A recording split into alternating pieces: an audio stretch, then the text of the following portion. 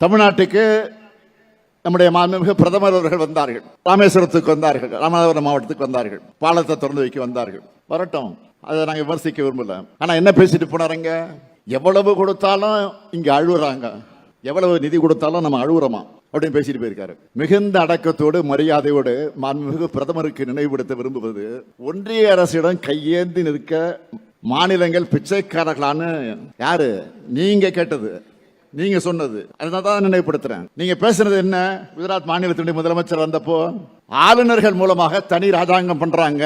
யாரு, மோடி பேசுறாரு. எப்போ குஜராத் முதலமைச்சரா இருந்தப்போ எதிர்கட்சி ஆளும் மாநிலங்களுக்கு ஒன்றிய அரசு நிதி வழங்குறதுல பாரபட்சம் காட்டுதுன்னு புகார் சொன்னார். யாரு, மோடி அவர்கள். இப்போ நாங்க கேட்டா மட்டும் அழுறாங்கன்னு சொல்றது எந்த வகையில் நியாயம்?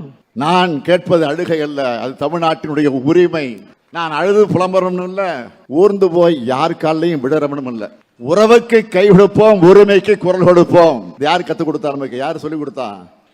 நம்முடைய தலைவர் கலைஞர். அவருடைய வழித்தடத்தில் பயணிக்கிறவன் நான்.